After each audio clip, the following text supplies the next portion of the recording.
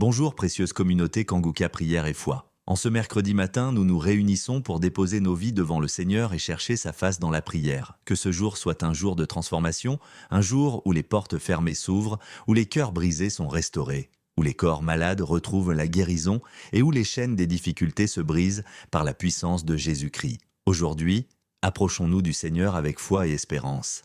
Peu importe la nature de vos défis, qu'ils soient liés à la santé, aux finances, à la famille ou à vos projets, sachez que Dieu est à l'écoute et qu'il répond puissamment. Ce mercredi peut être le jour où tout change pour vous. Confiez-lui vos fardeaux et laissez sa main puissante transformer votre vie. Je vous invite à partager vos intentions de prière dans les commentaires. Écrivez également une phrase qui reflète votre foi, un verset biblique ou une déclaration d'espérance qui vous inspire en ce moment. En likant cette vidéo, vous manifestez votre présence dans cette prière du matin et en la partageant, vous permettez à notre communauté Kanguka de s'élargir pour que d'autres puissent aussi être touchés et bénis par cette puissante prière. Avec le pasteur Chris, nous resterons en prière avec vous tout au long de la journée, croyant que chaque parole élevée vers le ciel est entendue par notre Dieu fidèle. Que ce mercredi soit un jour de percée spirituelle, de miracles et de victoire dans vos vies. Avancez avec foi et assurance, car le Seigneur marche devant vous et ouvre un chemin là où il n'y en avait pas. Soyez abondamment bénis et que la grâce et la paix de Dieu remplissent vos cœurs aujourd'hui. Shalom. C'est une joie immense de vous accueillir encore une fois dans l'émission Kanguka. Mon nom est Chris Nkumana. J'aimerais encore une fois vous rappeler que c'est très important de commencer la journée en parlant avec Dieu dès le matin. C'est très important. Dieu veut sentir qu'il est le numéro 1 dans ta vie. Il veut voir que tu as fait de lui ta priorité. C'est très important pour Dieu que quand tu commences la journée, la première personne que tu penses, c'est Dieu. Tu veux lui parler. Tu veux une relation avec lui avant de faire quoi que ce soit le matin. Ça, c'est très important. Dieu a besoin d'occuper la première place dans ta vie. Si tu fais ça, tu démontres que tu reconnais que tu ne peux rien faire sans lui. Tu es incapable de faire quoi que ce soit sans lui. Personnellement, j'ai compris que je ne peux rien faire par moi-même. Je ne peux pas marcher par moi-même. Je ne peux pas me réveiller le matin par moi-même. J'ai besoin de Dieu dans tout ce que je fais pendant la journée. Quand tu prépares ta journée, c'est un signe d'humilité. Tu dis à Dieu que tu ne peux rien faire de toi-même. Dieu veut voir son cœur. Dieu veut voir que c'est lui ta priorité. Il y a un verset très court que j'aimerais qu'on lise aujourd'hui. C'est dans Philippiens 4, verset 13. Il est dit, je puis tout par celui qui me fortifie. C'est Paul qui écrit aux Philippiens disant, je puis tout par celui qui me fortifie. Et ce matin, quand tu prépares la journée, j'aimerais que tu te prépares spirituellement et physiquement et mentalement pour que tu comprennes que tu ne peux rien faire sans Dieu. Tu ne peux pas respirer sans Dieu. Tu ne peux pas marcher sans Dieu. Tu ne peux pas travailler sans Dieu. Tu ne peux pas étudier sans Dieu. Tu ne peux rien faire sans Dieu. Tout ce que tu fais, c'est par la grâce de Dieu. Tu as une bonne santé parce que Dieu t'a donné la santé. Il ne faut pas penser que tu as la santé parce que tu as bien mangé. Si tu as bien mangé, c'est Dieu qui t'a donné la capacité de bien manger. C'est grâce à Dieu que tu peux manger ce que tu manges. Tu peux te dire que tu es intelligent. Mais d'où est-ce que tu as eu cette intelligence? C'est Dieu qui t'a donné l'intelligence. Tu n'as pas acheté l'intelligence. Tu t'es retrouvé intelligent. C'est Dieu qui t'a donné l'intelligence. Tu vas à l'école, tu trouves que tu es mieux que les autres. Mais c'est pas ta force. C'est parce qu'il y a quelque chose que Dieu a mis en toi. Tu peux te dire que tu as de la sagesse. Ou bien tu as lu beaucoup de livres et tu es instruit. Mais où est-ce que tu as eu tous ces livres? Tu n'as pas décidé de naître dans la famille où tu es né. Tu peux te dire, tu es d'une belle famille, vous êtes riche, tu viens de telle tribu. Tu n'as pas décidé quoi que ce soit. C'est Dieu qui a fait de toi ce que tu es. C'est important que le matin, tu sois conscient que tu dépends de Dieu dans tout ce que tu fais. Tu peux dire que tu es belle. La beauté que tu as, tu ne l'as pas achetée. Tu l'as reçue gratuitement. Quand tu es conscient que tu dépends de Dieu dans tout ce que tu fais, tu peux pas avoir de l'orgueil. Tu fais peut-être de bonnes actions en aidant les pauvres, en aidant les veuves, en soutenant l'œuvre de Dieu, mais tu fais tout ça par la grâce de Dieu. C'est Dieu qui a mis en toi le cœur généreux, qui veut partager. Tout ce que tu fais, c'est par la grâce de Dieu. Tu arrives à nourrir ta femme et tes enfants, ta famille, grâce à Dieu qui te fortifie. Tu étudies et tu réussis par la grâce de Dieu. Et ce matin, je veux que tu apprennes à préparer la journée avec humilité, tout en sachant que tu ne peux rien faire par toi-même. Le passage dit, je puis tout, et le mot tout est important car ça englobe tout. Ce qui est physique, ce qui est spirituel, tu peux tout par la grâce de Dieu. C'est la meilleure façon de préparer ta journée. Préparer ta journée en étant conscient que tout ce que tu vas faire, c'est par la grâce de Dieu. Tout ce que tu possèdes. Il y a des choses peut-être qui impressionnent les autres, mais c'est par la grâce de Dieu que tu as tout ça. Voilà la meilleure façon de préparer la journée. Quand tu prépares la journée, remercie Dieu qui t'a fortifié. C'est très important de reconnaître chaque fois que c'est par la grâce de Dieu que tu as ce que tu as et que tu fais ce que tu fais. Et quand tu seras conscient de ça, l'orgueil l'orgueil n'aura pas de place dans ton cœur. L'orgueil n'a pas de place. Quand tu reconnais que tu vis grâce à Dieu, ton cœur bat grâce à Dieu, tu respires grâce à Dieu, tu marches grâce à Dieu, tu as tout ce que tu as parce que Dieu te l'a donné. Tu n'as rien de toi-même. L'intelligence que tu as, la force que tu as, l'énergie que tu as, c'est la grâce de Dieu. Et chaque matin, quand tu pries, remercie Dieu parce qu'il t'a réveillé le matin. Remercie Dieu pour tout ce qu'il va faire le matin à travers toi. Remercie Dieu pour toutes les capacités que tu as. C'est ça la meilleure façon de préparer la journée. Les gens qui sont orgueilleux le sont parce qu'ils oublient qu'ils ont ce qu'ils ont parce qu'ils l'ont reçu de Dieu. Plus tu t'humilies, plus Dieu va t'élever, il va t'utiliser. Il peut t'utiliser à faire des miracles, à faire des choses impressionnantes. Et quand Dieu le fera, tu resteras toi-même et tu rendras grâce parce que tu reconnaîtras que c'est par la grâce de Dieu que tu es tout ce que tu es. Quand tu ne peux pas la journée, dis-le à Dieu de ta bouche en disant que tu peux tout par Dieu qui te fortifie et que tu ne peux rien faire par toi-même. C'est important de comprendre que dans chaque homme, il y a deux hommes. Il y a l'homme intérieur et l'homme extérieur. L'homme extérieur, c'est ce que vous voyez, c'est le corps physique. Tout ce que vous voyez avec vos yeux physiques, c'est l'homme extérieur. Mais la Bible parle de l'homme intérieur. Et chaque fois que tu manges, tu es en train de nourrir l'homme extérieur. Tu es en train de nourrir le corps physique. Quand tu manges, tu nourris le corps physique. Mais il faut savoir qu'il y a aussi le corps spirituel. Beaucoup de chrétiens nourrissent le corps physique, mais ne nourrissent pas le corps spirituel. Le corps spirituel est nourri à travers la parole et la prière. Deux choses, la parole et la prière. Si tu pries régulièrement et que tu manges la parole de Dieu, ça veut dire que tu écoutes la parole de Dieu, tu es en train de fortifier ton corps intérieur. Mais si tu nourris seulement le corps extérieur, le corps physique, ça dit que l'homme intérieur n'est pas nourri. C'est important de comprendre l'importance de l'homme intérieur. Si tu prépares la journée chaque matin, ça dit que chaque matin tu nourris l'homme intérieur. Il y a ceux qui mangent, qui prennent le petit déjeuner, qui se préparent, mais qui ne prient pas. Ça veut dire que l'homme intérieur est mort spirituellement. Lisons dans Ephésiens 3, verset 14-16. Le verset 14 dit, « À cause de cela, je fléchis les genoux devant le Père, duquel tire son nom toute famille dans les cieux et sur la terre, afin qu'il vous donne, selon la richesse de sa gloire, d'être puissamment fortifié par son esprit, E majuscule, ça dit l'esprit de Dieu, dans l'homme intérieur. » C'est la dernière partie. Être fortifié par son esprit dans l'homme intérieur. Donc c'est le Saint-Esprit qui fortifie l'homme intérieur. Comment est-ce que le Saint-Esprit va fortifier l'homme intérieur? Par la prière et la parole de Dieu. Quand tu écoutes la parole de Dieu, quand tu lis la parole de Dieu et surtout quand tu pries, tu fortifies l'homme intérieur. Aujourd'hui, j'aimerais vous encourager à prier tous les jours parce que quand tu pries tous les jours, tu fortifies ton homme intérieur. Souvenez-vous de Matthieu 26, verset 40 à 41. Quand Jésus est venu, il a trouvé que les disciples s'étaient endormis. Il a posé une question simple. Il a dit, ne pouvez-vous pas veiller avec moi pendant 1 heure? Veillez et priez, car la chair est faible, mais l'esprit est bien disposé. L'esprit est bien disposé, mais la chair est faible. Quand tu pries, tu fortifies ton homme intérieur à travers la prière. En peu de mots, si tu manges tous les jours, prie tous les jours. C'est important de prier tous les jours. C'est important de préparer la journée, parce que quand tu prépares la journée, tu fortifies ton homme intérieur, tu te prépares aux attaques de l'ennemi. Parce que tous les jours, il y a des attaques de l'ennemi. Et l'ennemi n'attaque pas seulement le corps physique. Il attaque premièrement le corps intérieur. S'il gagne ton homme intérieur, il gagne ta vie. Parce que si tu perds la force spirituelle, même si tu es fort physiquement, tu es fini parce que la force intérieure, c'est ça qui est plus important. Ce que je veux que vous compreniez, c'est que quand tu pries tous les jours, tu fortifies ton esprit, il y aura des tentations. Les tentations seront toujours là. C'est important de comprendre qu'il y a toujours des tentations. Les tentations seront toujours là, mais tu vas résister à ces tentations grâce à la prière quotidienne. Je sais qu'il y a beaucoup de tentations que j'évite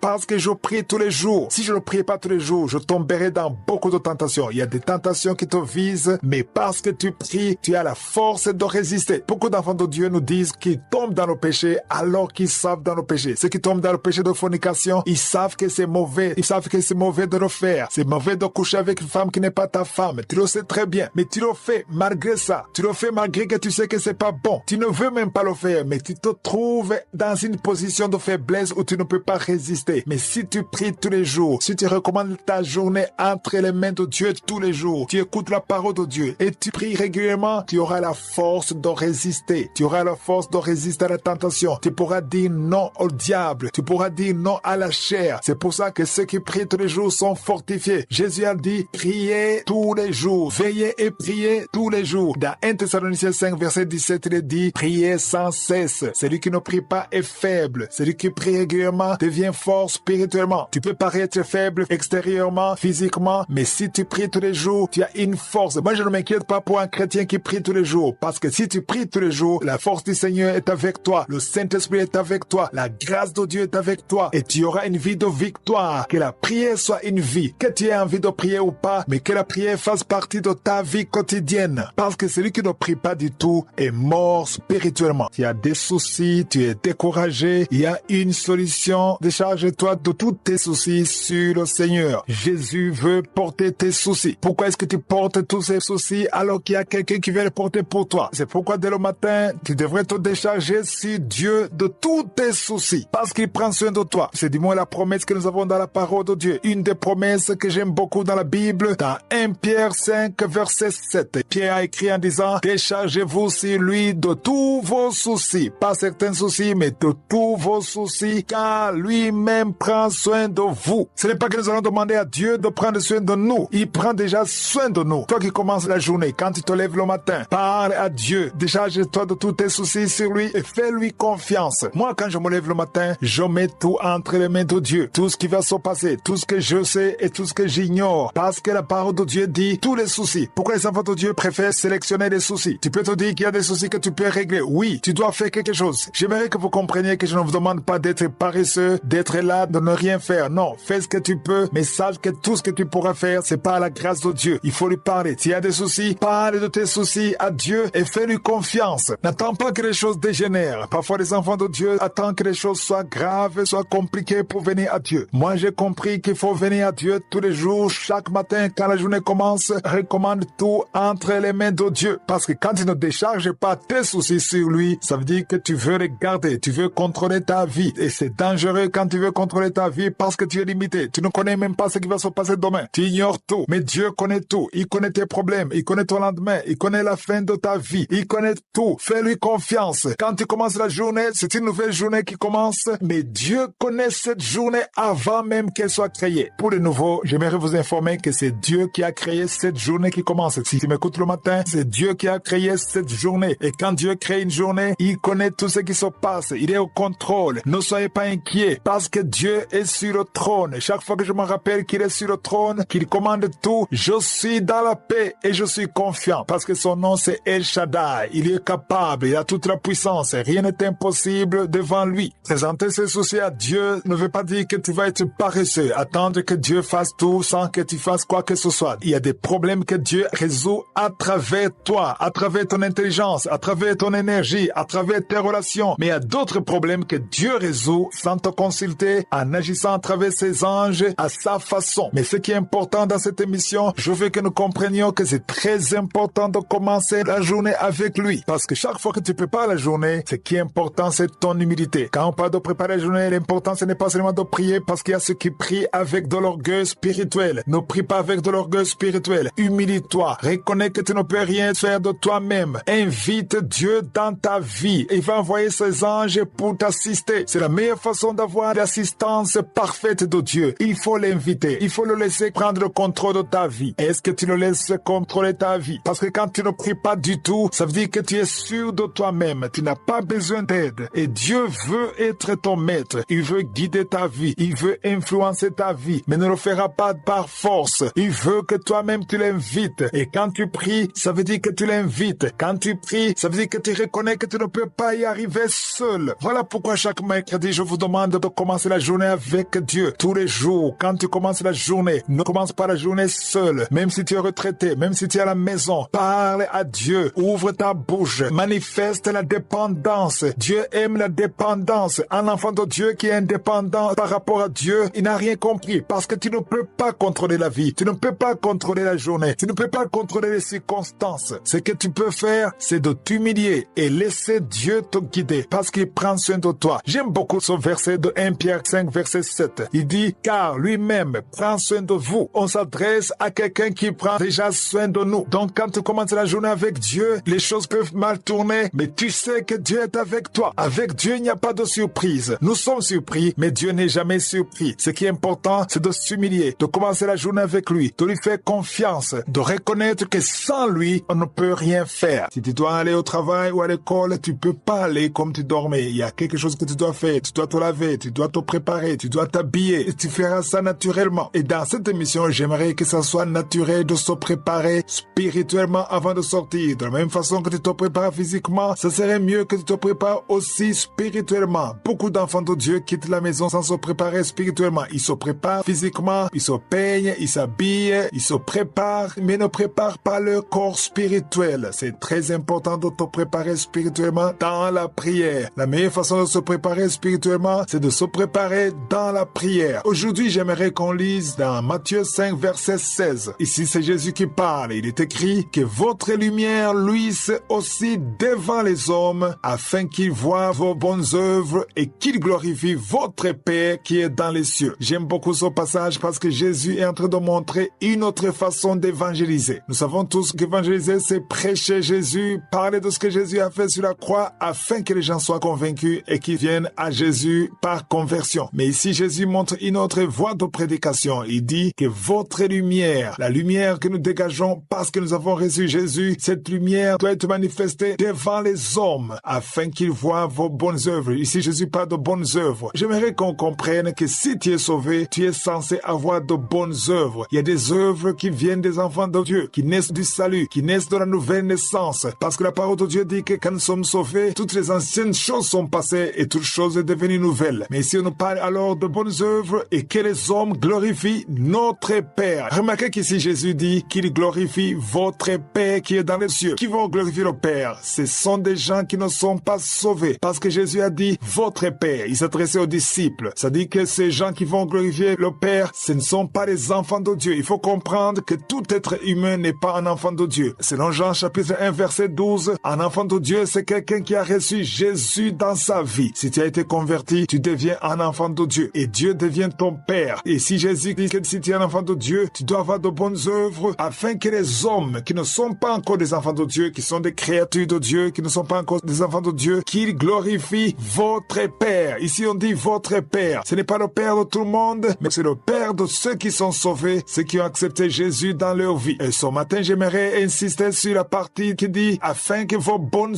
œuvres. Quelles sont les bonnes œuvres dont Jésus parle? Les bonnes œuvres, c'est toute action qui glorifie Dieu, toute action qui sauve quelqu'un. Nous devons comprendre qu'un enfant de Dieu doit donner quelque chose. Il faut une bonne œuvre. Quand on parle de bonne œuvre, beaucoup de gens croient qu'il faut monter les montagnes, il faut aller prêcher partout, mais ce n'est pas forcément ça. Même quand tu partages l'audio, tu es en train d'évangéliser. Quand tu fais quelque chose de bien à quelqu'un, tu fais une bonne œuvre. La bonne œuvre, c'est quelque chose qui est une bénédiction pour quelqu'un d'autre. Et j'aimerais qu'on comprenne que la bonne œuvre ne dépend pas de quelqu'un qui travaille. Même celui qui est à la retraite peut faire une bonne œuvre. Si tu es à la maison, il y a quelque chose que tu peux faire pour glorifier Dieu. Et je le dis souvent dans cette émission, chaque personne qui m'écoute peut faire quelque chose pour bénir quelqu'un. Chaque matin, quand tu prépares la journée, dis-toi que tu devrais bénir au moins une seule personne. Même si c'est juste une seule personne, il faut qu'il y ait quelqu'un que tu bénisses. Est-ce que tu as béni quelqu'un hier? Est-ce que tu as béni quelqu'un avant-hier? Un enfant de Dieu doit avoir cette nature de bénir les autres. Bénis quelqu'un, même les païens. Un païen, tu peux le bénir. Quand tu lui parles de Jésus, quand tu lui envoies une parole ou un audio d'évangélisation, tu le bénis. Quand tu témoignes ce que Jésus a fait pour toi, tu le bénis parce que tu le pousses à venir à Jésus. Tu peux te lever le matin, tu peux te demander un nom de quelqu'un et tu prends le téléphone, tu y envoies un message ou tu appelles ou tu exhortes. Tu connais quelqu'un qui a des difficultés, tu vas l'exhorter, tu vas l'encourager. Ça, c'est une bonne œuvre. Et en agissant ainsi, cette personne verra la gloire de Dieu, verra l'amour de Dieu en toi. C'est ce que Jésus a dit. Donc, quand tu prépares la journée, il faut pas seulement détruire les œuvres du diable, mais il faut aussi penser à faire quelque chose pour bénir quelqu'un. Que ce soit un chrétien ou un païen, fais quelque chose pour montrer l'amour et la générosité de Dieu. Il y a plein de choses que tu peux faire avec amour et qui peut pousser les gens à voir la gloire de Dieu et surtout la bonté de Dieu. Je connais quelqu'un qui pensait tout le temps à faire du bien. À un certain moment, il était chômeur, il n'avait pas de travail. Mais même s'il n'avait pas de travail, il ne restait pas à la maison. Il se levait, il visitait les hôpitaux, il visitait les malades, il les encourageait, il partageait la parole de Dieu et il priait pour eux. Et s'il y avait quelque chose, il partageait avec eux. Il avait vraiment impacté beaucoup de gens dans cet hôpital. Et tout le monde voyait en lui l'amour parce qu'il ne demandait rien, il n'exigeait rien, il ne te demandait pas de faire ceci ou cela, il partageait l'amour de Dieu. Et les gens étaient très étonnés de voir quelqu'un comme ça, un jeune homme qui visitait les malades alors qu'il n'attend rien en retour. Et beaucoup de gens se sont repentis parce qu'ils voyaient l'amour de Dieu. Chaque jour, tu devrais penser à faire quelque chose de bien. Le matin, quand tu te lèves, après avoir prié, pense à faire quelque chose pendant la journée. Pense à quelqu'un que tu peux bénir. Tu peux même appeler quelqu'un que tu connais qui a des difficultés, il a besoin d'être encouragé, il a besoin d'une parole d'encouragement. Appelle la personne et partage l'amour de Christ. J'ai constaté que les enfants de Dieu pensent rarement à faire de bonnes œuvres pour les autres. Chacun, dans son côté, il passe du temps à demander à Dieu pour être béni pour son compte et sans penser aux autres. Chaque matin, tu devrais demander s'il y a une personne que tu peux bénir. Demande à Dieu de te guider vers quelqu'un. Fais quelque chose pour ton collègue. Fais quelque chose pour ton ami à l'école. Fais quelque chose pour la gloire de Dieu. Il y a certaines personnes qui ont fait de bonnes œuvres dans le passé, mais aujourd'hui, ils sont découragés. Pourquoi? Parce qu'ils trouvent que les gens sont ingrats. C'est vrai que la plupart des gens sont ingrats. Ils ne sont pas reconnaissants. Mais si tu fais une bonne chose, n'attends pas quelque chose en retour. Fais-le pour la gloire de Dieu. Fais-le en pensant à Dieu. Parce que si tu veux vraiment la reconnaissance des gens, tu vas te décourager. Parce que beaucoup de gens sont ingrats. Mais chaque fois que tu fais le bien, fais-le en pensant au Seigneur. Aujourd'hui, j'aimerais vous partager une parole courte qui est dans 2 Thessaloniciens 3, verset 13. 2 Thessaloniciens chapitre 3, verset 13. Il dit, pour vous frères, ne vous lassez pas de faire le bien. Ici, quand on parle de frères, même les sœurs sont compris. Parce que dans la Bible, vous avez vu qu'on parle de frères tout le temps. Parce qu'à l'église, on écrivait aux frères. Mais quand on écrivait aux frères, même les sœurs sont concernées. Donc ici, on s'adresse à l'église, des enfants de Dieu. Ne vous lassez pas de faire le bien. Pourquoi est-ce qu'on les encourage de ne pas se lasser? Parce que parfois, on se lasse. Surtout quand on ne voit rien en retour. On fait le bien, mais les problèmes persistent. On fait le bien, il n'y a rien qui change. On fait le bien à quelqu'un et la personne n'est même pas reconnaissante. Mais la parole de Dieu nous encourage à ne pas nous lasser. Ne vous découragez pas. Persévérez. Faites le bien. Que le fait de faire le bien soit un mode de vie. Mais aujourd'hui, j'aimerais dire qu'à chaque fois que tu fais une bonne œuvre avec amour, il y a quelque chose qui est accompli dans le monde spirituel. Beaucoup de gens ignorent ça. Parce que quand on fait le bien, on s'attend à voir quelque chose physiquement avec les yeux physiques. On s'attend à une réaction de la part de la personne à qui on a aidé. Mais il faut comprendre que quand on fait le bien, un acte de faire le bien produit quelque chose spirituellement. Tu ne vois pas ça. Mais il y a un gain spirituel quelque part. Parce que Dieu est glorifié quand tu fais le bien. Les gens ne vont pas nécessairement rendre gloire à Dieu. Peut-être ils vont pas te remercier. Mais chaque fois que tu fais le bien, il y a une récolte dans le monde spirituel. Peut-être pas maintenant, mais tu le verras peut-être physiquement plus tard. Mais immédiatement, quand tu fais le bien, il y a un gain dans le monde spirituel. C'est vrai qu'il y a des fois des gens qui glorifient Dieu, qui rendent grâce à Dieu. Mais si tu fais une bonne œuvre dans le secret et que personne n'est au courant, sache que Dieu a vu ça. Dieu voit dans le secret et il est toujours glorifié. Et surtout quand tu le fais avec amour. Le passage dit que nous ne devons pas nous lasser de faire le bien. Donc quand tu fais le bien, toi qui fais le bien, continue de faire le bien. Toi qui ne fais rien, c'est le moment de faire le bien parce que si tu es un enfant de Dieu, Dieu s'attend à ce que tu fasses le bien. Et le matin, c'est mieux de se préparer à faire quelque chose pour quelqu'un. Il y a un autre passage que j'aimerais qu'on lise. C'est dans Colossiens chapitre 3, verset 23. Il est écrit, tout ce que vous faites, faites-le de bon cœur comme pour le Seigneur et non pour des hommes. Ça, c'est très fort. Il a dit, faites-le comme pour le Seigneur et non pour des hommes. Et surtout, on a dit, faites-le de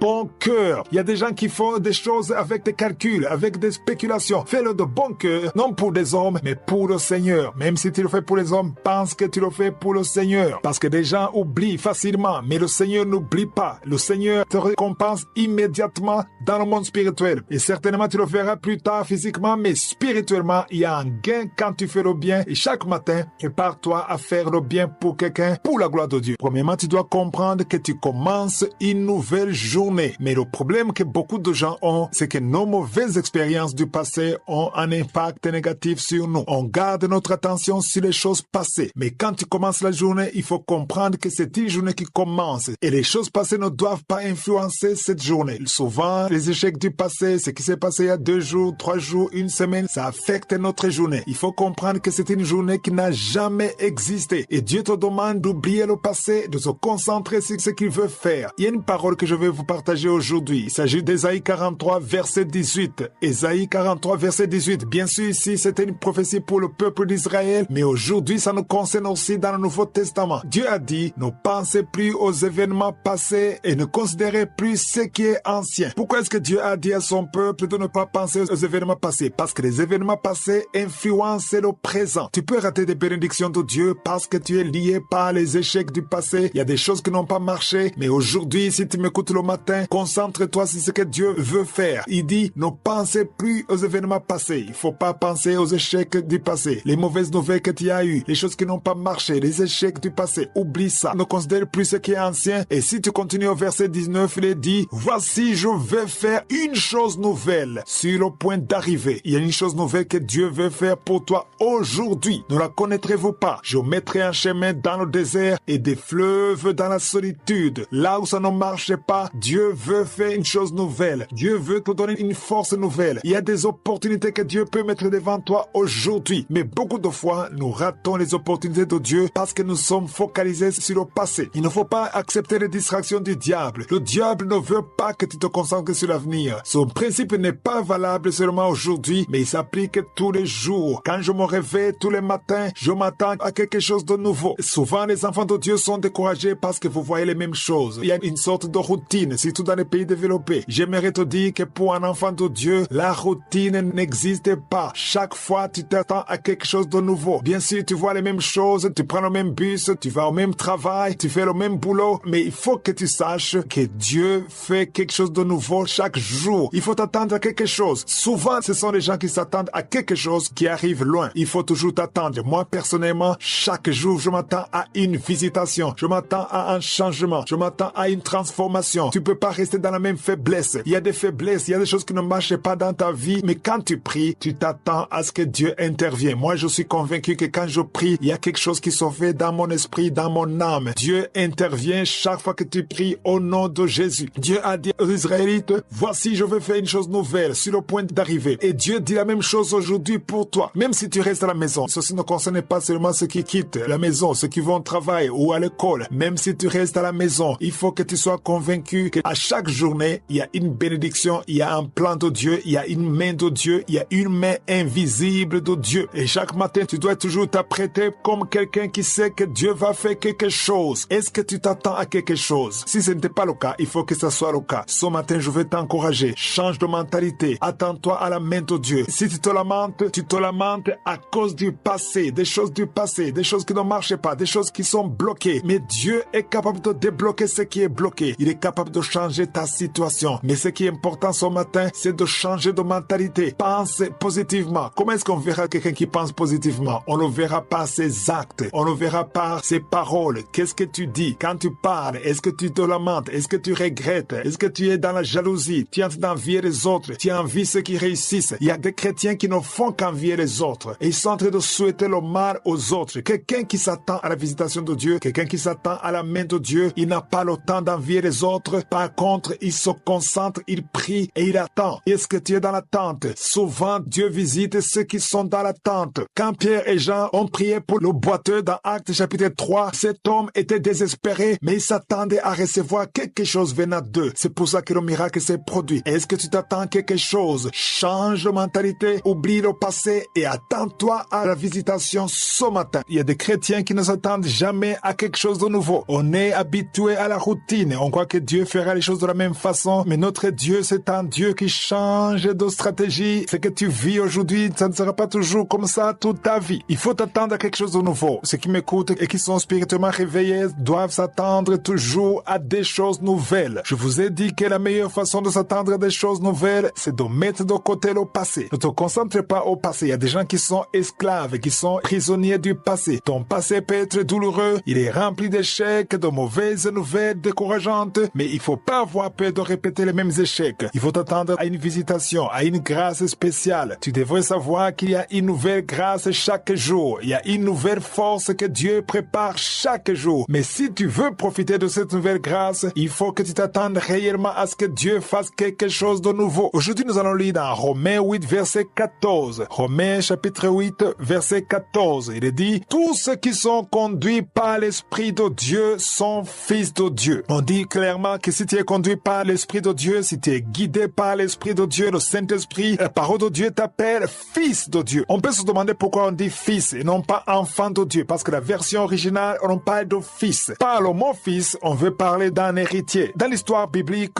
il n'y a que les fils qui héritent. En Israël, il n'y a que les fils fils qui héritent. Les filles n'héritent pas. Donc, toi qui es sauvé, si tu es une fille ou une femme, tu es concerné par ce verset parce que la parole de Dieu dit que dans le Seigneur, il n'y a ni homme ni femme. Donc, si tu es né de nouveau, si tu as accepté Jésus comme ton Seigneur et ton Sauveur, spirituellement parlant, tu es fils de Dieu. Donc, tu es héritier, même si tu es une femme ou une fille, tu es fils de Dieu. Tu es héritier de Dieu. Donc, ce verset te concerne. Si tu es conduit par le Saint-Esprit, tu es fils de Dieu. Donc, si tu es fils de Dieu, tu dois laisser le Saint-Esprit te conduire, te guider. Mais comment est-ce qu'il va te guider? Il parle dans ton cœur. Souvent, c'est une voix douce. Il t'inspire dans tes pensées. Tu as l'envie de faire quelque chose. Chaque fois que tu es prêt à faire quelque chose qui est contraire à la volonté de Dieu, le Saint-Esprit va te montrer que c'est pas bien. Il y a une voix douce. Il va te chuchoter dans ton cœur. Il va te dire c'est pas bien. Tu sens que la conscience te parle. Il y a beaucoup de choses que tu ne ferais pas si tu prenais le temps d'écouter la voix du Saint-Esprit. Beaucoup de chrétiens ne veulent pas écouter. Ils veulent juste suivre les prophètes, mais ne veulent pas écouter la voix du Saint-Esprit. Aujourd'hui, nous sommes dans le Nouveau Testament et nous sommes conduits par le Saint-Esprit. Il ne faut pas résister au Saint-Esprit. Quand le Saint-Esprit te dit de faire quelque chose et que tu ne le fais pas, tu sais que c'est mauvais, mais tu le fais quand même. Quand tu fais quelque chose qui est contre la parole de Dieu, tu résistes au Saint-Esprit et le Saint-Esprit est attristé. C'est ce qui est écrit dans Éphésiens 4, verset 30. Éphésiens 4, verset 30, il est écrit « N'attristez pas le Saint-Esprit de Dieu par lequel vous avez été scellés pour le jour de la rédemption. » Ici, on dit clairement que le Saint-Esprit peut être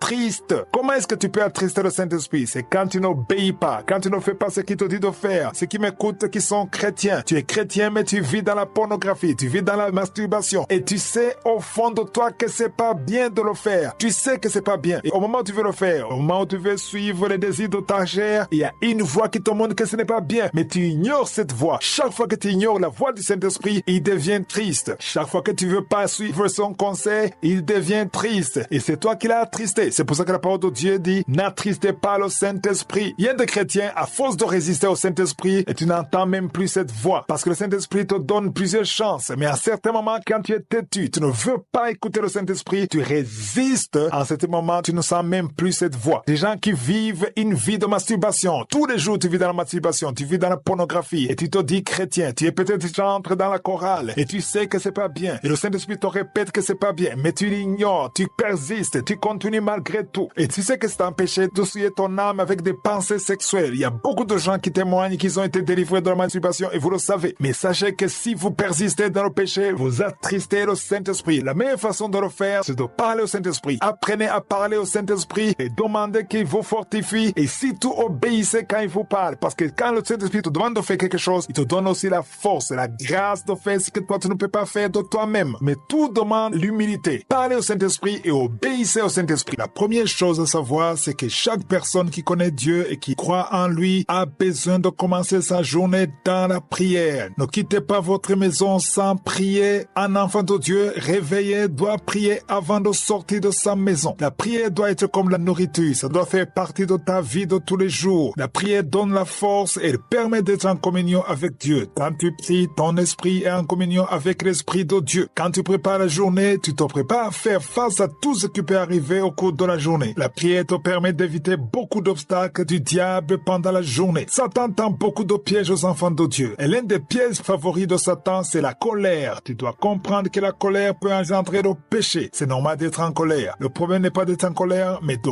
garder la colère en toi. Aujourd'hui, nous allons lire dans Éphésiens 4, verset 26. Éphésiens chapitre 4, verset 26. Il dit, si vous vous mettez en colère, ne péchez point, que le soleil ne se couche pas sur votre colère. J'aimerais que ce matin on analyse ce passage. On dit deux choses, se mettre en colère et pécher. Deux choses. La première chose, c'est de ne pas vous mettre en colère. Et on dit, si vous vous mettez en colère, ne péchez point. Ça veut dire que se mettre en colère, ce n'est pas le péché en soi, mais si vous gardez la colère en vous, il y aura certainement un péché. La colère engendre toujours le péché si elle reste en toi. C'est-à-dire quand tu te mets en colère, ne gardez pas cette colère en toi. Ce verset dit que le soleil ne se couche pas sur votre colère. C'est-à-dire ne gardez pas cette colère en toi pendant toute la journée. Si tu gardes la colère en toi pendant toute la journée, tu dois forcément pécher. C'est bien de savoir que chaque fois que la colère vient, il faut chasser cette colère au nom de Jésus. Il faut changer de pensée. Il faut pas garder cette colère en toi. Parce que le passage dit au verset 27 que si vous gardez la colère en vous, vous donnez accès au diable. Au verset 27, il dit, et ne donnez pas accès au diable. Autrement dit, la colère ouvre la porte au diable. Ça ouvre la porte à Satan. C'est-à-dire que la stratégie de Satan, c'est de provoquer la colère en vous. Et si vous gardez la colère, il y aura des pensées négatives. C'est pour ça qu'il y a des gens qui font des actions incontrôlées. Et plus tard, ils regrettent. Ils se demandent comment est-ce que j'ai pu dire ça? Comment est-ce que j'ai pu faire ça? Comment j'ai fait cette action? Parce que tu as gardé la colère en toi. Donc, quand tu prépares la journée le matin, prie pour tes émotions. Prie pour les circonstances de la journée avant que ça arrive. Parce que parmi les pièges de Satan, on a vu qu'il y a la colère. La colère est très dangereuse. En soi, elle n'est pas dangereuse parce que quand elle vient, elle est petite. Mais quand tu la gardes en toi, elle grandit. Si tu te mets en colère, par exemple, à 8 heures du matin et que tu gardes cette colère en toi, si cette colère reste en toi jusqu'à 18 heures, elle sera pas la même. La colère aura grandi et il y aura des pensées négatives. Le diable sait profiter quand quelqu'un est en colère. Quand tu es en colère, tu deviens vulnérable. Tu as des pensées charnelles qui ne sont pas conformes à la parole de Dieu. C'est pour cela que quand tu prépares la journée le matin, il faut prier pour tes émotions. Il faut prier pour tes pensées. Il faut prier pour les circonstances qui vont arriver et demander au Saint-Esprit de te donner la sagesse et la force de résister à la colère parce que la colère est très dangereuse. Donc, préparer la journée, ce n'est pas seulement prier. Prier, c'est bien, mais il faut aussi préparer ton cœur à travers la prière. Quand tu pries, prépare ton cœur. L'une des choses pour laquelle tu devrais prier le matin, c'est ton tempérament, car Satan a toujours des plans contre toi que tu ignores. C'est important de montrer à Dieu toutes les personnes que tu vas rencontrer aujourd'hui. Si tu m'écoutes le matin, montre à Dieu toutes les personnes que tu vas rencontrer. Il y a ceux que tu connais et d'autres que tu ignores. Montre à Dieu tes collègues, tes amis, partout où tu vas aller. Demande à Dieu de te précéder. Dieu te précède. L'importance de préparer la journée, c'est que les anges te précèdent et préparent ton chemin. Si tu travailles quelque part, prie pour tes collègues, prie pour ton chef, prie pour ton patron, prie pour tes amis, les personnes que tu vas rencontrer. Prie pour eux. Parce que Satan sait comment provoquer des circonstances qui te mettent en colère. Et quand tu seras en colère, le diable sait comment t'infiltrer. Le verset 27 dit, ne donnez pas accès au diable. Au milieu d'une conversation, tu peux sentir qu'il y a la tension qui monte. Tu peux sentir que ça risque de se terminer mal. Et c'est pour ça que quand tu vois une conversation qui commence à créer des frustrations, sois sage et quitte la conversation. Sors de cette conversation. Protège ton cœur plus que tout. Plusieurs enfants de Dieu tombent dans le péché parce qu'ils ne voient pas le danger venir. Prépare ta journée,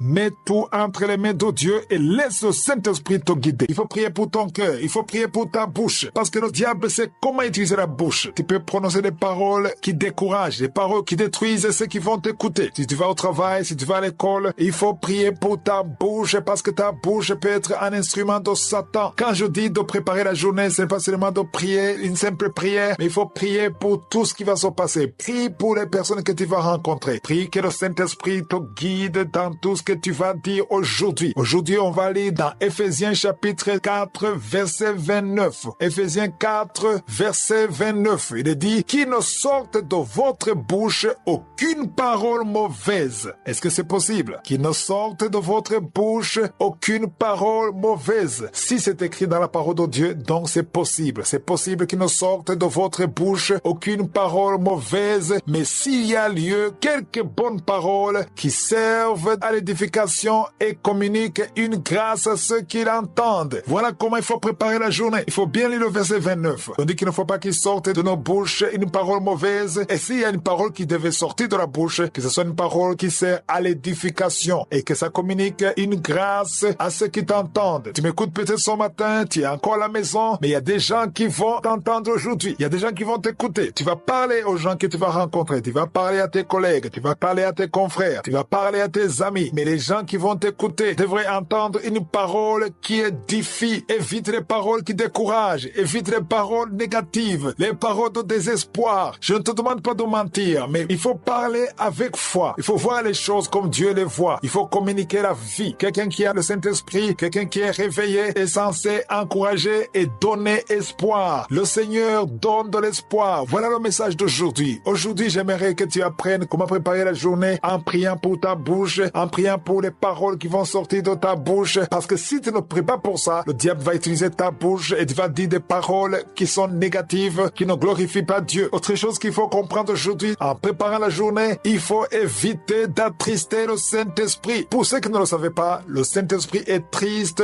quand on le désobéit. Quand on désobéit, quand on ne fait pas ce que le Saint-Esprit nous dit de faire, il devient triste. C'est pour cela que chaque matin, quand tu pries pour la journée, prie pour la disposition disposition de ton cœur, que ton cœur soit disposé à écouter le Saint-Esprit, parce que la parole de Dieu dit dans Romains 8, verset 14, que les enfants de Dieu sont conduits par le Saint-Esprit. Donc il faut laisser le Saint-Esprit te guider. Dans Éphésiens chapitre 4, verset 30, il est dit, n'attristez pas le Saint-Esprit de Dieu, par lequel vous avez été scellés pour le jour de la rédemption. On dit qu'il ne faut pas l'attrister. C'est peut-être nouveau pour certains, mais le Saint-Esprit est triste quand on ne l'obéit pas. Et il ne force pas. Il te parle, il te montre. Tu peux te demander, comment est-ce qu'il peut me parler, puisque je n'ai jamais entendu sa voix. Sa voix n'est pas forcément audible. Souvent, il parle dans la voix intérieure, la voix cachée, dans le cœur. Tu as envie de faire quelque chose de bien conformément à la parole de Dieu, ça vient du Saint-Esprit. Tous ceux qui pêchent, tous ceux qui font des choses horribles, ils savent que c'est mauvais. Tous ceux qui font de l'adultère, la fornication, ils savent que c'est mauvais. Mais il y a une voix intérieure qui te chuchote dans le cœur. Il y a une voix qui te parle. Il faut écouter et obéir. Donc, en préparant la journée, il faut prier pour ta bouche, il faut prier pour ton cœur, il faut te préparer à marcher selon la voix du Saint-Esprit et surtout ne pas le résister. Et il faut le faire chaque matin. Et quand tu le fais avec foi, le Saint-Esprit sera vers toi pendant toute la journée. Si vous lisez dans Jean chapitre 15, verset 4, Jésus a dit à ses disciples, demeurez en moi et je demeurerai en vous. On voit que pour que Jésus demeure en toi, il faut que toi tu demeures en lui. Demeure en lui et si tu demeures en lui, lui aussi va demeurer en toi. Comme le sarment ne peut de lui-même porter du fruit s'il ne demeure attaché au cep, ainsi vous ne le pouvez non plus si vous ne demeurez en moi. Jésus est en train de donner un message très profond en disant que pour qu'il demeure en toi, il faut d'abord que tu demeures en lui. Il donne l'exemple d'un sarment. Le sarment, c'est comme une branche qui ne peut pas demeurer sur un arbre et porter du fruit s'il ne demeure pas attaché au cep. Par cep, on veut parler du tronc. Un arbre a un tronc, il y a des branches, il faut que la branche soit attachée au tronc qui est le cep, sinon il n'y aura pas de fruit. Pour demeurer dans le Seigneur, tu dois d'abord apprendre à commencer la journée avec lui. Tu ne peux pas demeurer avec quelqu'un si tu n'étais pas avec cette personne dès le début. Quand on demeure, on faut d'abord un début. Le début, c'est être avec la personne et puis tu restes avec la personne. Donc tu peux pas rester avec Dieu pendant toute la journée si tu n'as pas commencé la journée avec lui. Il faut commencer avec lui et rester avec lui, demeurer en lui. C'est ça le message de ce matin. Jésus a dit, demeurez en moi et je demeurerai en vous. Comme le sarment ne peut de lui-même porter du fruit s'il ne demeure attaché au cep, ainsi vous ne le pouvez non plus si vous ne demeurez en moi. Ces paroles de Jésus sont très importantes. Le sarment ou la branche ne peut pas produire du fruit de lui-même. C'est impossible. Il tire la vie de l'arbre et l'arbre a des racines. Donc si tu coupes la branche, il n'y aura pas de fruit. La branche sera sèche et ne peut pas porter du fruit. Jésus veut que nous portions du fruit parce qu'au verset 5, il dit, je suis le cep.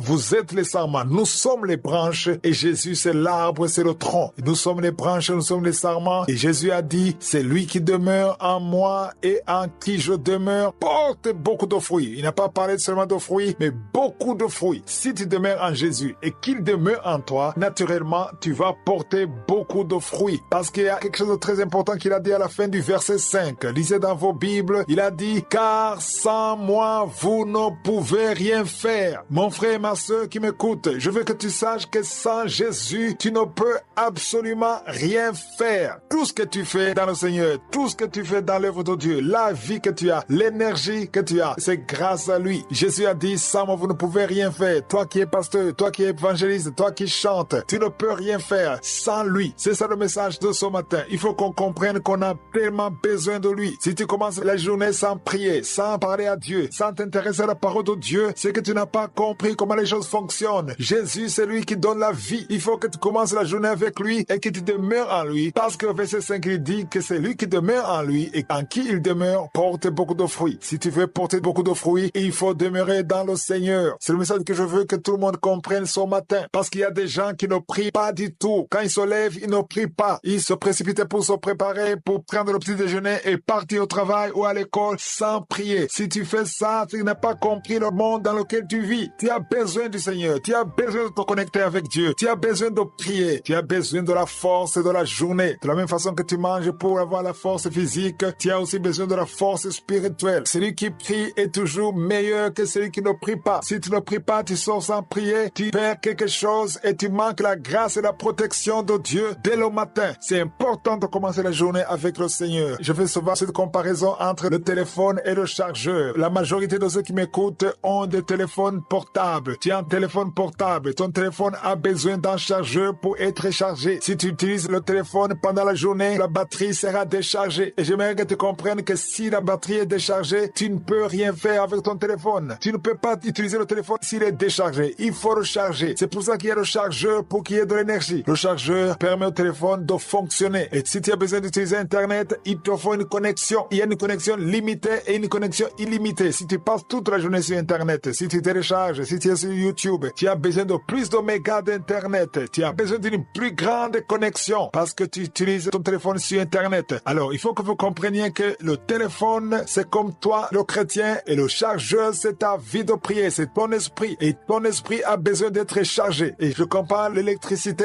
au Saint-Esprit parce que c'est le Saint-Esprit qui nous donne la force. Et sans le Saint-Esprit, tu ne peux rien faire. Et ton téléphone ne peut rien faire sans l'électricité. Même si l'électricité est disponible, si tu ne charges pas ton téléphone, ça ne sert à rien. L'électricité est là, mais ton téléphone est déchargé. Et aux chrétiens qui ne prient pas, le Saint-Esprit est là, mais si tu ne te connectes pas pour avoir de l'énergie, ça ne te sert à rien. Commencez la journée dans la prière pour bénéficier de la force du Seigneur, de la force du Saint-Esprit. C'est important que quand tu commences la journée, tu te connectes à Jésus avant tout. Parce que nous voyons dans Jean chapitre 15, verset 5, où il est écrit que sans moi, vous ne pouvez rien faire. C'est Jésus qui l'a dit. Au verset 4, nous avons vu où Jésus dit, demeurez en moi et je demeurerai en vous. C'est Jésus qui dit de demeurer en lui et que si nous demeurons en lui, lui aussi va demeurer en nous. C'est comme s'il y a une condition. Si tu veux que Jésus demeure en toi, il faut que toi d'abord tu demeures en lui. Il faut que tu te connectes en lui. Comme le sarment ne peut de lui-même porter du fruit, s'il ne demeure attaché au cep, ainsi vous ne le pouvez non plus si vous ne demeurez en moi. C'est Jésus qui le dit. Le cep, je vous ai dit que c'est comme le tronc d'un arbre. Il y a des branches. Nous sommes le sarment ou les branches. Une branche doit être attachée, connectée au tronc. Si tu n'es pas attaché au cep ou au tronc, tu n'as pas de vie. La vie vient de l'arbre, ça vient des racines. Si tu coupes la branche, elle est finie, elle est sèche, il n'y aura pas de fruit. Alors, au verset 5, Jésus dit, je suis le cep, vous êtes les sarments. C'est lui qui demeure en moi et en qui je demeure porte beaucoup de fruits, car sans moi, vous ne pouvez rien faire. Si vous avez la Bible en papier, vous pouvez souligner cette partie qui dit, sans moi, vous ne pouvez rien faire. Sans Jésus, tu ne peux rien faire. Toi qui te lèves le matin, qui prépare la journée, tu ne peux rien faire sans Jésus. Mais peu importe le don que tu as besoin de Jésus. Au verset 6, il dit, si quelqu'un ne demeure pas en moi, il est jeté dehors comme le sarment et il sèche. Tu n'as plus de vie. Puis on ramasse les sarments, on les jette au feu et ils brûlent. Aujourd'hui, j'aimerais insister sur le verset 8. Je vous demande tous de lire dans vos Bibles Jean chapitre 15, verset 8. Jésus a dit, si vous portez beaucoup de fruits, c'est ainsi que mon Père sera glorifié et que vous serez mes disciples. Ça, c'est très important. Il dit si. J'aime beaucoup insister sur la partie qui dit si. Si, ça veut dire qu'il y a une condition. Jésus dit que si vous portez beaucoup de fruits, il n'a pas dit si vous portez des fruits, mais il a dit si vous portez beaucoup de fruits. Parce qu'un enfant de Dieu doit porter beaucoup de fruits. C'est ça qu'il faut demander chaque matin. Si tu veux sortir, il faut que tu aies des fruits. Et si tu portes beaucoup de fruits, c'est ainsi que mon Père sera glorifié. Dieu le Père ne sera pas glorifié juste parce que tu as des fruits. Non, il veut que tu portes beaucoup de fruits. Et quand tu porteras beaucoup de fruits, le verset 8 dit que tu seras appelé disciple de Jésus. Vous serez mes disciples. Aujourd'hui, j'aimerais que vous compreniez qu'il y a une différence entre un enfant de Dieu et un disciple. Beaucoup d'églises sont remplies de chrétiens, des enfants de Dieu, mais peu d'églises ont des disciples. Être un chrétien ne veut pas nécessairement dire être un disciple. Un disciple, c'est quelqu'un qui porte la croix, qui se donne complètement à Jésus, qui suit Jésus. C'est ça que Jésus veut. Il ne veut pas seulement que tu crois en lui, mais il veut que tu sois son disciple. La semaine passée, mercredi passé, je vous ai donné l'exemple du téléphone. Je vous ai montré que le téléphone a besoin d'être chargé pour pouvoir fonctionner toute la journée. Si tu m'écoutes à travers ton téléphone, c'est parce que ton téléphone est chargé. Si ton téléphone n'est pas chargé, tu peux pas m'écouter. Dans un téléphone, il y a une batterie. La batterie, pour moi, c'est l'image de l'esprit humain. Ton esprit doit être chargé. Et comment est-ce qu'il est chargé? Il est chargé à partir du Saint-Esprit. Et l'électricité, c'est l'image du Saint-Esprit. Donc, le téléphone a besoin de l'électricité pour être chargé. Quand tu pries, quand tu prépares la journée, quand tu parles à Dieu, ça veut dire que ton esprit est en train d'être chargé. Il y a la connexion entre ton esprit et l'esprit de Dieu. Et quand l'esprit humain est connecté à l'esprit de Dieu, il y a l'échange. Comme l'électricité, il y a l'échange de force. Il y a la puissance de Dieu. Il y a la gloire de Dieu qui est communiquée entre Dieu et son enfant. Donc, le téléphone doit être chargé tous les jours. Il faut que ça soit chargé. Parce que plus Dieu t'utilise, plus il faut que tu sois chargé. Est-ce que tu es chargé charger, mon frère et ma sœur. Chaque matin, tu dois te charger dans la prière. Quand tu pries, c'est ton esprit que tu es en train de charger. Et c'est important de le charger pour pouvoir porter des fruits. Il faut que tu sois le disciple de Jésus. C'est important que nous comprenions que Jésus veut que nous portions des fruits. Il y a des chrétiens qui sont là, qui ne portent pas de fruits. Il y a personne qui peut bénéficier de ce que Dieu t'a donné. Il y a personne qui peut être béni à travers toi. Et le royaume de Dieu ne gagne rien de toi. Tu es là pour consommer. Un chrétien n'est pas là seulement pour consommer. Un chrétien doit bénir les autres. Un chrétien doit être une bénédiction. Et pour pouvoir apporter du fruit, il faut que tu te connectes à Dieu chaque matin. Il faut que tu prépares tes journées dans la prière. Et il faut que tu le fasses tous les jours. Voilà donc le bienfait de préparer la journée tous les jours. Ton esprit grandit. Et si tu le fais tous les jours, tu ne peux pas rester la même personne. Il y a un passage que je veux partager avec vous. C'est dans Luc chapitre 22, verset 31 à 32. Luc chapitre 22, verset 31 à 32. C'est Jésus qui parle. Il dit, Simon, Simon, ici par Simon, comprenez que c'est Pierre. Il a dit, Simon, Simon, Satan vous a réclamé pour vous cribler comme le froment. Qui a réclamé qui? C'est le diable, c'est Satan qui a réclamé les disciples. Il n'a pas dit, Simon, Satan t'a réclamé. Il a dit, il vous a réclamé. Satan a réclamé les disciples. Il les a demandés à Dieu. C'est important de comprendre que chaque jour, Satan te réclame. Souvenez-vous de Job. Avant d'être attaqué par le diable, Satan a réclamé Job. Il a demandé la permission à Dieu. Chaque matin, le diable te réclame. Voilà pourquoi il faut prier tous les jours. Parce qu'avant même que tu te lèves, le diable te réclame. Si les gens comprenaient cela, personne ne quitterait sa maison sans prier. Je dis, si les gens comprenaient cela, personne ne quitterait sa maison sans prier. Parce que quand tu sais que pendant que tu dors, avant que tu te lèves, le diable te réclame. La meilleure façon de briser cette réclamation, c'est la prière. Satan a réclamé Pierre. Il a réclamé tous les disciples. Mais au verset 32, Jésus dit, mais j'ai prié pour toi. Tu vois, Satan a réclamé Pierre ou Simon et les disciples, mais Jésus a prié pour lui. Remarquez qu'il a dit, j'ai prié pour toi. Il n'a pas dit, j'ai prié pour vous. J'ai prié pour toi, afin que ta foi ne défaille point. C'est Pierre qui était le leader. C'était comme le pasteur. C'est pour ça qu'il faut prier pour les pasteurs. C'est pour ça qu'il faut prier pour les serviteurs de Dieu, ceux qui ont des responsabilités. Priez pour eux. Parce que si un pasteur est fort, reste dans la fermeté, ça va avoir un impact positif sur l'église.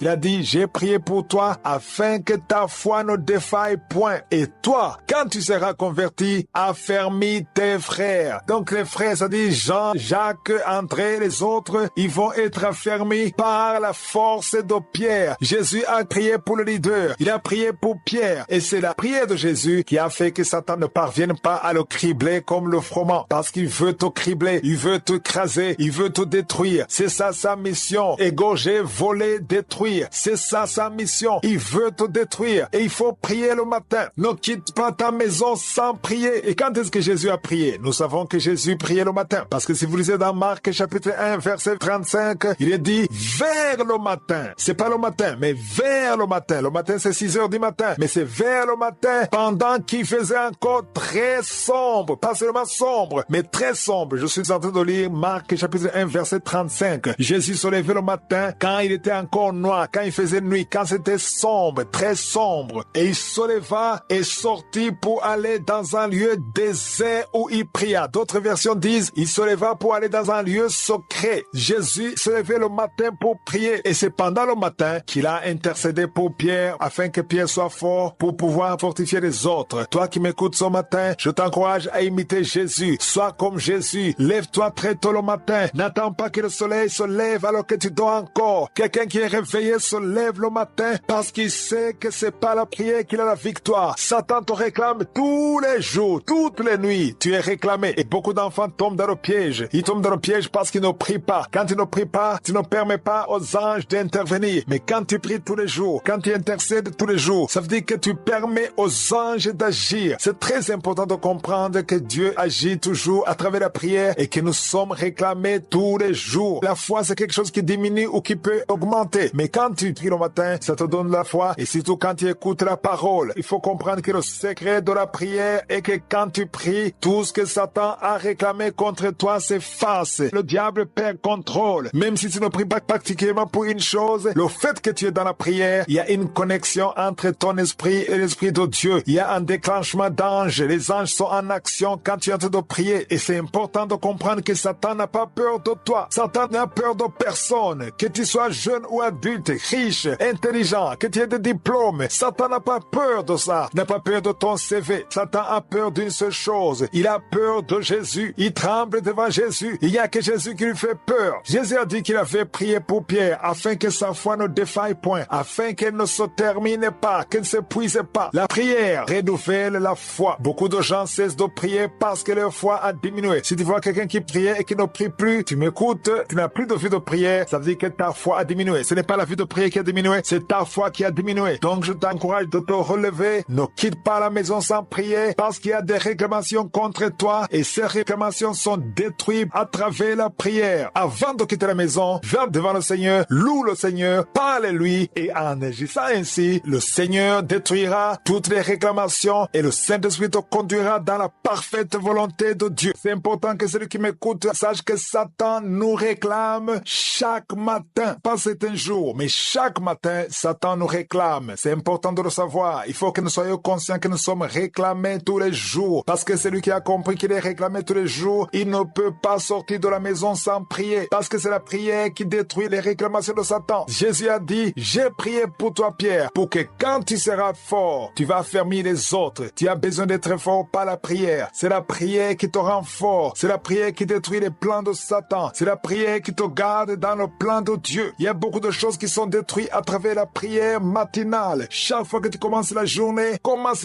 avec la prière. C'est ça la sagesse. La victoire, normalement, est acquise le matin. Pas à la fin de la journée, le matin, parce que la victoire d'abord s'opère spirituellement et le reste va suivre. Tout ce que nous vivons à travers la journée, c'est physique, c'est ce que nous voyons. Mais la vraie victoire, c'est d'abord spirituellement. Si tu as la victoire spirituelle, tu auras la victoire physique. C'est ça le secret. Combattons spirituellement chaque matin avant de sortir de la maison et nous aurons la victoire le matin. Moi, j'aime quand je quitte la maison après avoir prié, j'ai l'assurance que j'ai la victoire spirituellement. Cela ne veut pas dire que je n'aurai pas de problème, mais aucun problème ne va m'intimider parce que je sais que j'ai déjà prié, je suis avec Dieu, j'ai tout confié entre les mains de Dieu. Aujourd'hui, nous allons nous appuyer sur Jean chapitre 10, verset 10. Le verset dit, le voleur ne vient, ici c'est Jésus qui parle, il a dit, le voleur ne vient que pour dérober, égorger et détruire. Trois choses, dérober, égorger et détruire. C'est ça sa mission. Ce qu'il ignorait, c'est ça la mission de Satan. Satan a une mission particulière pour toi. Il y a trois choses qu'il veut faire contre toi chaque journée. Il veut te dérober, c'est-à-dire il veut te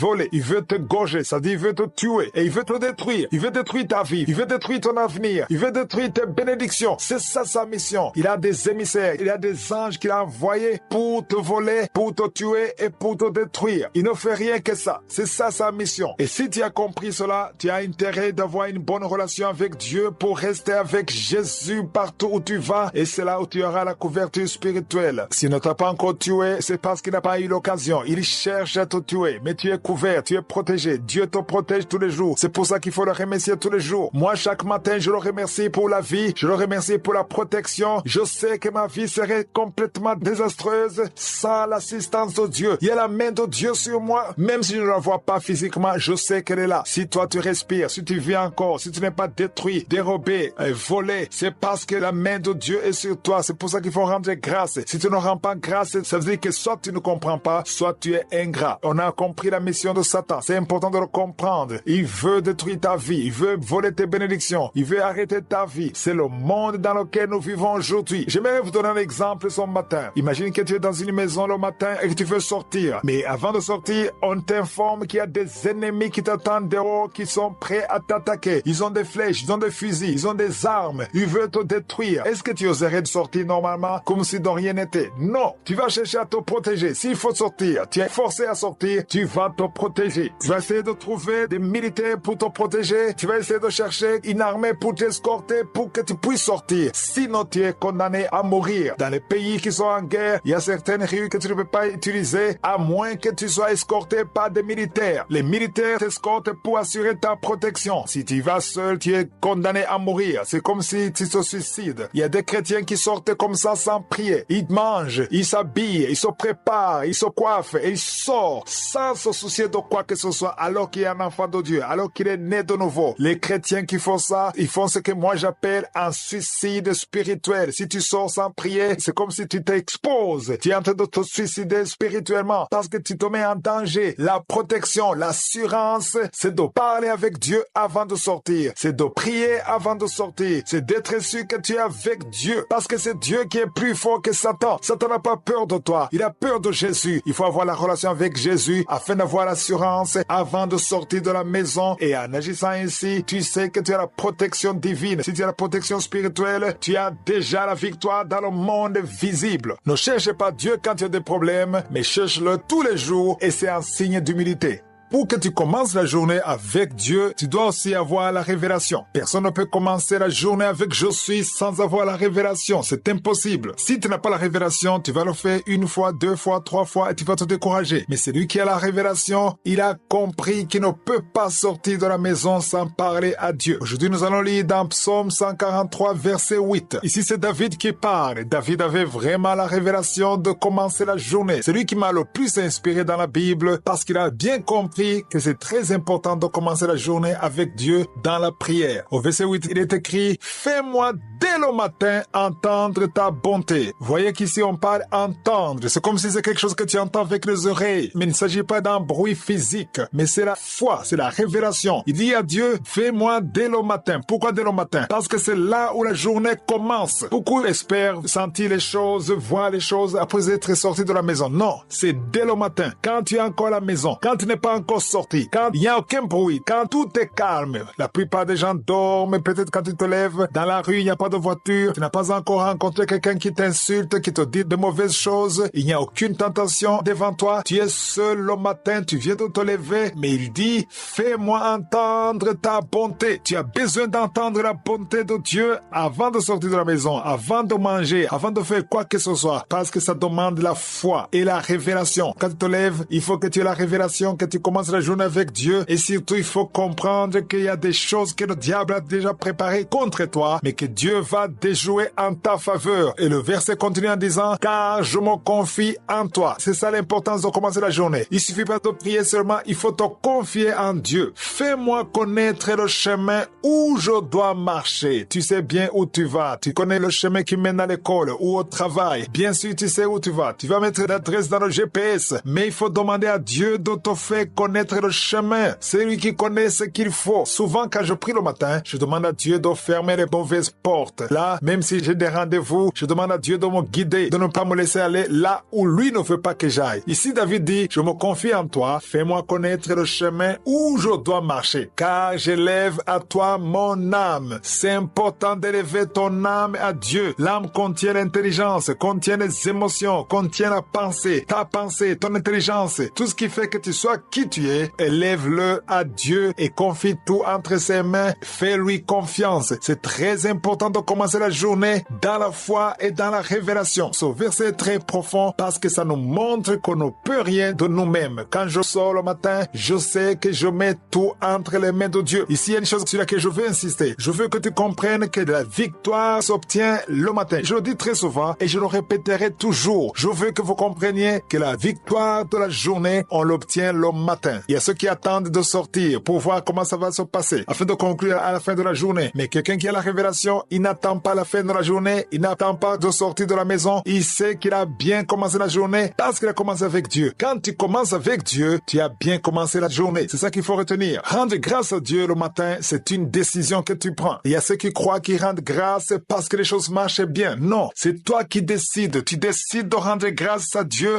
peu importe la situation, que ce soit mauvaise ou bonne, rends grâce à Dieu. C'est pourquoi tu dois commencer la journée en invoquant Dieu pour qu'il te montre sa bonté. Le verset dit, montre-moi ta bonté. La bonté de Dieu, c'est lui qui te la montre. La bonté de Dieu, c'est sa gloire. Ça se fera dans ton esprit. Ce n'est pas des choses physiques que tu dois voir. Et ça, tu l'as dès le matin avant de sortir de la maison. Vous comprenez par là qu'il s'agit de la foi. C'est la foi. Tu y crois. Tu as de l'espérance. Si tu y crois vraiment, tu vas vivre ça tous les jours. J'ai vu des gens qui ont écouté ces enseignements, qui ont commencé à préparer la journée 1 semaine, 2 semaines et ils abandonnent. Pourquoi? Parce qu'ils croient que commencer la journée, c'est de la magie. Tu commences la journée, il y a des choses qui vont se passer dans la journée parce que tu as commencé la journée. Quand tu commences la journée, tu te mets entre les mains de Dieu, tu lui fais confiance et tu veux marcher avec lui. Et cela ne veut pas dire que tu n'auras pas de problème. Il y aura des problèmes peut-être, mais même s'il y a des problèmes, tu sais que tu es avec Dieu. Les problèmes seront toujours là. Ne priez pas pour qu'il n'y ait pas de problème dans la vie. Les problèmes seront là, mais ça ne fait pas peur parce que tu es avec Dieu. Commence avec Dieu, commence avec lui et marche avec lui partout où tu iras et tu seras en sécurité parce que lui-même guidera ta vie. C'est important de comprendre que quand on commence la journée avec Dieu, ça veut dire qu'on honore Dieu. Honorer quelqu'un veut dire le mettre à part, le distinguer des autres. Je ne sais pas si vous avez remarqué que si vous invitez un ami, un voisin, bien sûr vous l'honorez, vous le respectez en tant qu'ami. Et s'il arrive que ton voisin te rend visite, tu te sens à l'aise, tu partages avec lui ce que tu as dans ta maison, il n'y a pas de choses compliquées, c'est tout à fait normal parce que c'est ton ami, vous êtes familier, vous vous voyez souvent. Mais quand tu invites quelqu'un que tu respectes, par exemple, supposons que tu invites ton pasteur à l'église, tu l'invites chez toi. Il y a un accueil particulier que tu vas réserver à ton pasteur qui est différent de ton voisin ou n'importe qui parce que tu l'honores. Tout dépend de la façon dont tu vois ton pasteur. Si tu le respectes, si c'est quelqu'un que tu donnes beaucoup d'importance, beaucoup de respect, ça veut dire que la façon dont tu vas l'accueillir est très différente des autres qui sont familiers avec toi. Ou supposons que le président de ton pays ou le roi de ton pays te dit qu'il va venir dîner chez toi le soir. L'accueil que tu vas réserver à ton président ou à ton roi est très différent de l'accueil que tu réserves à ton voisin ou un ami que tu rencontres tous les jours. Maintenant, je ne suis pas en train de te parler d'un président, je ne te parle pas d'un roi, je ne te parle pas d'un ministre, mais je te parle du Dieu vivant qui a créé le ciel et la terre. Si Dieu te visite ce soir dans ta maison, comment est-ce que tu vas l'accueillir? Essayez d'imaginer quand Jésus a dit à Zachée, il a dit, ce soir je vais venir dîner chez toi. Comment est-ce que Zachée l'a accueilli? Essayez de vous imaginer ça. Il l'a honoré parce qu'il avait beaucoup de respect et beaucoup d'estime pour Jésus. Vous vous souvenez que quand Jésus passait, Lazare est monté sur un arbre pour pouvoir le voir. Donc Jésus était quelqu'un de très important. Et si Dieu vient dîner chez toi, ton accueil va montrer la façon dont tu vois Dieu. C'est pour cela qu'aujourd'hui, j'aimerais qu'on se base sur la parole qui est écrite dans Malachie chapitre 1 verset 6. Malachie chapitre 1 verset 6. Dans ce passage, Dieu réprimande son peuple en disant, où est mon honneur? Il est écrit, un fils honore son père et un serviteur son maître. Si je suis père, où est l'honneur qui m'est dû? C'est Dieu qui pose la question. Où est l'honneur qui m'est dû? Si je suis maître, où est la crainte qu'on a de moi? Dieu veut être honoré. Chaque fois que tu te réveilles le matin, si tu dis je ne peux pas sortir de la maison sans prier, je vais d'abord m'humilier et entrer dans la présence de Dieu, je vais rendre grâce, ça veut dire que tu honores Dieu. Dieu est touché quand son enfant se lève le matin et commence à lui parler avant de parler à qui que ce soit. Quand tu commences la journée avec Dieu, il faut comprendre que tu l'honores. Dieu s'attend à ce que chaque fois que tu te réveilles, tu comprennes que c'est lui qui t'a protégé toute la nuit et c'est lui qui va te protéger toute la journée et que tu ne peux rien faire sans lui. Et quand tu pries le matin, quand tu dis que c'est lui le numéro 1 de ta vie, tu dois commencer avec lui, tu commences la journée avec lui, tu confies la journée entre ses mains, lui il comprend que tu l'honores. Dieu est touché quand on l'honore. C'est pour cela qu'il pose la question, où est mon honneur? Dieu te pose la question, où est mon honneur? Où est la crainte qu'on a de moi? Dieu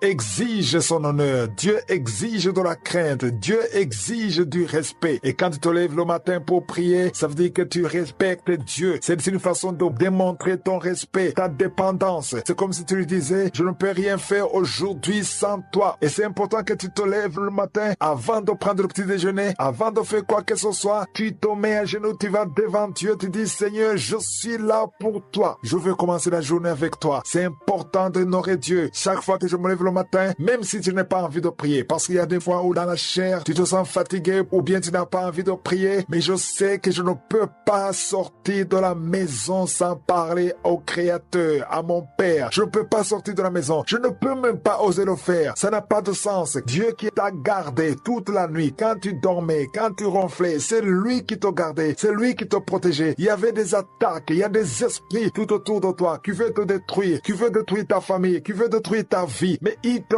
garde, il te protège. Tu respires encore, tu vis encore grâce à lui et tu sors sans prier. Commence la journée avec Dieu. Ce qui est important, c'est de faire de sorte que chaque matin tu pries comme une vie normale. Prier devrait être ton style de vie. Prier devait faire partie de tes habitudes. Ça ne devrait pas être un problème. Il faut que ça soit naturel dans ta vie parce que ça demande de la discipline. Ne quitte donc jamais la maison sans prier. Laisse-le être ton maître et il va te guider toute la journée et il sera touché par l'honneur que tu lui donnes en commençant par lui le matin.